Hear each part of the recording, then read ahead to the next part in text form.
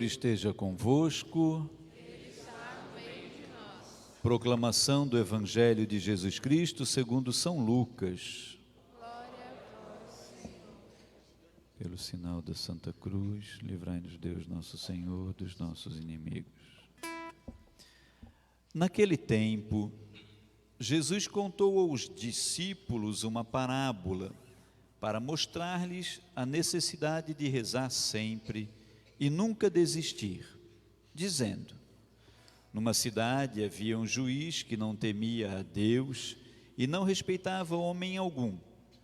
Na mesma cidade havia uma viúva que vinha à procura do juiz pedindo: faze-me justiça contra o meu adversário. Durante muito tempo, o juiz se recusou. Por fim ele pensou: eu não temo a Deus e não respeito homem algum, mas a viúva já está me aborrecendo. Vou fazer-lhe justiça para que ela não venha a agredir-me. E o Senhor acrescentou: escutai o que diz este juiz injusto. E Deus não fará justiça aos seus escolhidos, que dia e noite gritam por ele? Será que vai fazê-los esperar? Eu vos digo que Deus lhes dará justiça bem depressa. Mas o Filho do Homem, quando vier, será que vai encontrar fé sobre a terra? Palavra da salvação. Glória a vós, Senhor. Espírito Santo, luz divina, iluminai-nos. Podemos sentar, filhos amados. Quem é discípulo de Jesus Cristo aí? Levanta a mãozinha para eu ver. Quem é discípulo de Jesus? Opa, que bom! Toda a igreja, somos todos discípulos de Jesus. Por isso somos cristãos, seguidores de Jesus Cristo. Então olha o que diz o texto do Evangelho. Jesus contou aos seus discípulos uma parábola. Então, se nós dizemos que somos discípulos de Jesus, essa parábola é dirigida a cada um de nós.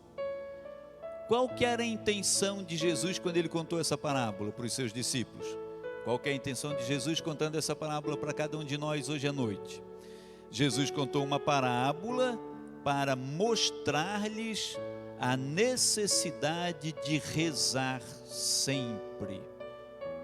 Então Jesus hoje trouxe você aqui e quer contar para você essa parábola porque ele quer mostrar para você a necessidade de rezar sempre, a necessidade de rezar sempre e nunca desistir.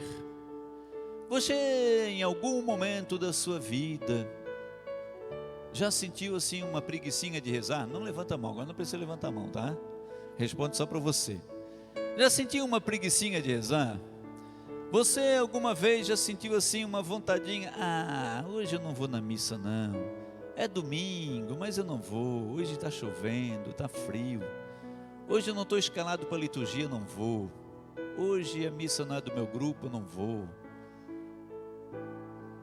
E lá em casa, já teve dia que você serviu o almoço para todos e... hoje eu não vou pedir a bênção de Deus sobre os alimentos não. Já teve dia que você foi dormir sem rezar? Já teve dia que você acordou e não rezou? Olha, já teve semana inteirinha que você passou sem rezar? Jesus contou para os seus discípulos uma parábola para mostrar-lhes a necessidade de rezar sempre. O que significa sempre? Sempre é sempre. É sempre. Jesus queria que os discípulos soubessem a necessidade de rezar sempre. Os irmãos que têm vindo à missa todos os finais de semana vão lembrar que alguns domingos nós lemos aquele texto do Evangelho de Lucas, no capítulo 11, hoje é capítulo 18 de Lucas. E no capítulo 11, Jesus ensina a rezar o Pai Nosso que estás no céu. E depois ele ensina também que a oração deve ser persistente. É quando ele diz, olha, uma pessoa bate na porta da outra de madrugada para pedir um pão, o outro não atende porque está dormindo, mas se o outro fica lá batendo, o outro vai atender para não ser importunado e para poder continuar dormindo à noite. Então hoje ele conta essa parábola desse juiz injusto, um juiz que não temia Deus, não respeitava Deus, não queria saber de dar respeito a homem algum. Mas havia também uma viúva muito simplesinha, muito pobre, e que ia a esse juiz pedindo justiça, uma mulher que temia a Deus. Só que o juiz iníquo não se preocupava com aquela mulher. Sempre é bom a gente colocar no contexto, né? Porque lá para as pessoas que Jesus está contando isso, naquele momento histórico, as mulheres não tinham grande valor, não eram consideradas, né? Inclusive quem vai trazendo a mulher para a cena é Jesus, né? Jesus é que vai considerando a mulher filha de Deus.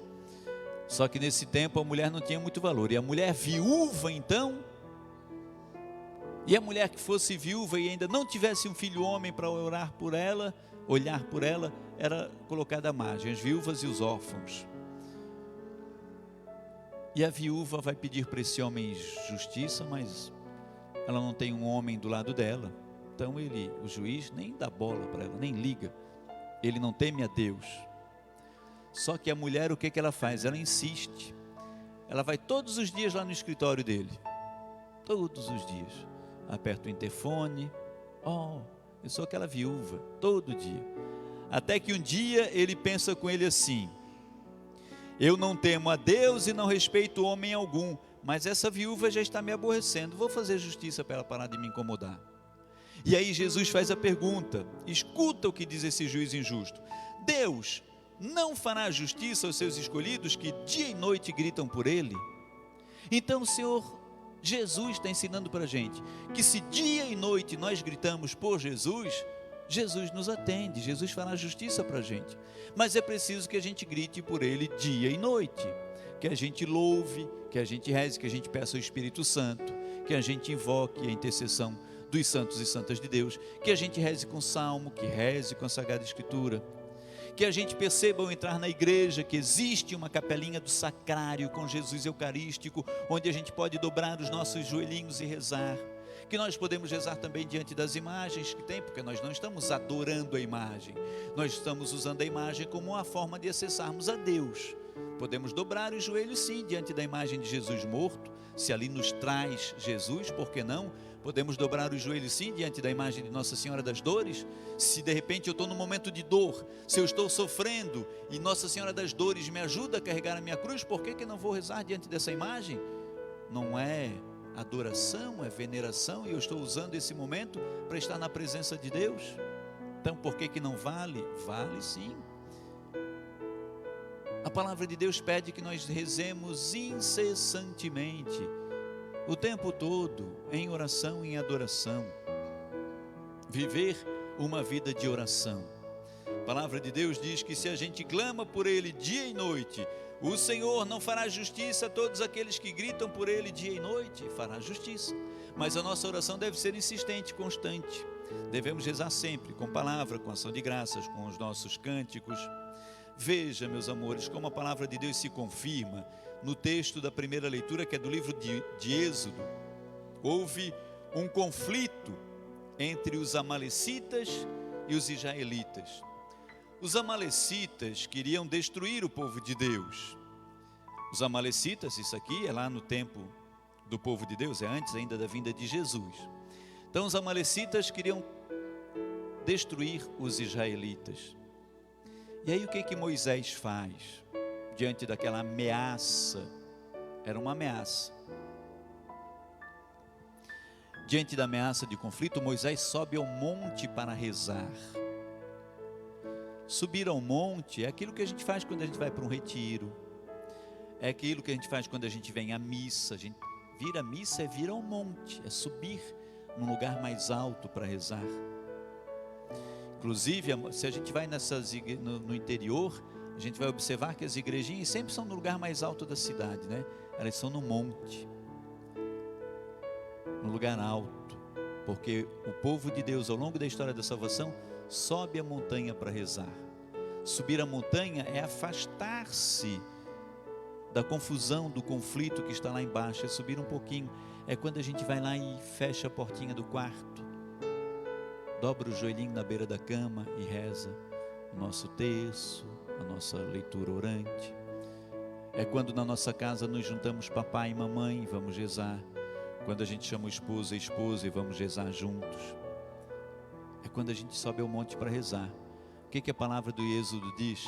Moisés no alto do monte rezava de mãos erguidas, rezando a Deus. Enquanto Moisés rezava, os israelitas venciam. Quando Moisés se cansava, baixava a mãozinha, os amalecitas venciam. O que a palavra de Deus quer dizer? Quando a gente esmorece na oração, quando a gente baixa as nossas mãos, quando a gente fica naquela preguicinha de rezar, aí a gente dá vitória para os amalecitas. E os amalecitas são os inimigos. Hoje eles têm outros nomes, mas tem muita gente que não quer que você reze. Quando você reza, você incomoda o inferno. Quando você fica quietinho, o inferno não está nem aí para você. Mas quando você reza, você abala o inferno. A palavra de Deus diz que nós não estamos num mundo de luta de carne. Não é uma luta de homem com homem, mas é uma luta espiritual. Quando você fica lá sentindo, como diz o texto do Êxodo, a mão de Moisés começou a pesar, ele foi baixando a mão, e daí os amalecitas venciam. Quando nossa mãozinha pesa, quando a gente não junta mais a mãozinha assim para rezar, quando a gente não pede mais bênção pai, bênção mãe, quando a gente não diz mais Deus te abençoe meu filho, Deus te abençoe minha filha, quando a gente não diz mais Deus te abençoe meu amor, Deus te abençoe meu amor, os amalecitas ganham e os israelitas perdem. Nós somos os israelitas, o povo de Deus. Cada oração não feita é uma batalhinha perdida para os amalecitas. E cada vez que a gente perde uma batalha, numa guerra, muitos perdem a sua vida. Cada vez que a gente perde uma batalha numa guerra espiritual, muitos perdem a sua alma.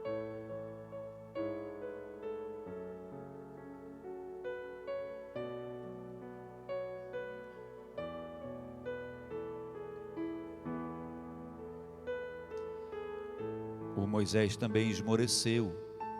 E aí o povo de Deus, vendo que quando ele esmorecia, o povo de Deus perdia, deixaram Ur e Arão do lado de Moisés, cada um sustentando um dos braços de Moisés. Ur de um lado, Arão do outro, para Moisés ficar com as mãos erguidas. É a nossa oração de intercessão. Você tem na sua casa alguém que reza com você? Você tem na sua casa alguém que, quando você está debilitado, está cansadinho, está enfraquecido, reza por você?